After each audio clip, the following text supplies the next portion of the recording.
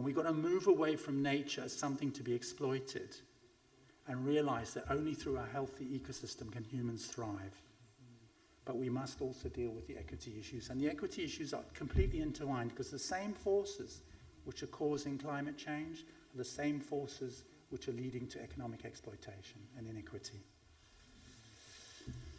So so now I want to move to a slightly hopeful note. We actually have the answers. We have many of the answers. But we're not acting because of vested interests, corruption, disinformation, and inertia.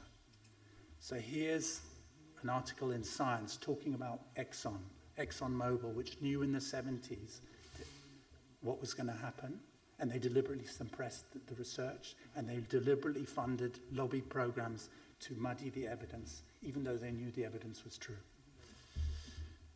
China is investing massively in renewables.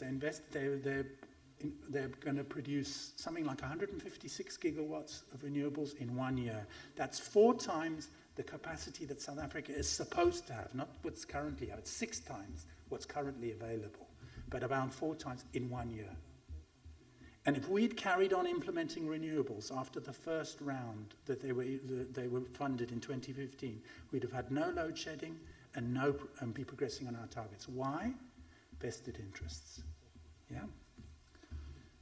Other answers. We have answers about agriculture that is regenerative, not agriculture that produces masses of fertilizer which washes into streams and destroys them, and pesticides which kill all the insects. This is Limpopo. We can build differently. This is a shopping center in Harare which is built using ventilation principles from termites, and it has no air conditioning. So, and there's a big issue which I know for many people is difficult, which is that livestock produces 16% of climate emissions, and beef is the biggest problem.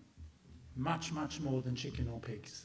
Beef is a massive contributor to greenhouse emissions. Not somebody's cow in their backyard, but feedlots that are being fed grain. Yeah?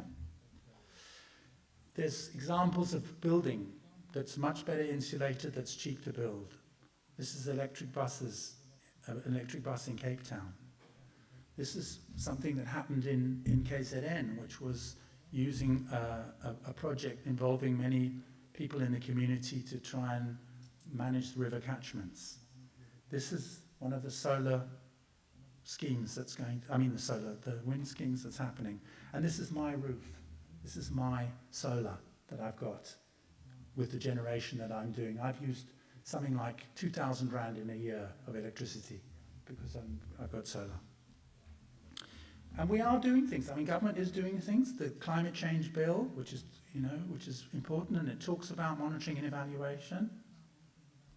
There's a just transition framework in South Africa, and Samia is participating in the M&E group that's supporting the Presidential Climate Commission. So the message on this first part is we must act quickly to stay within 1.5 degrees. We're already at 1.2 degrees. Any more is highly dangerous, but we're on course for 3 degrees, which is catastrophic.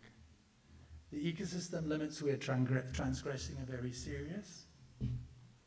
We have the answers, but there's the vested interests and disinformation is limiting us. Some of the climate change bill and just transition framework are taking us in the right direction, but we have to increase the urgency.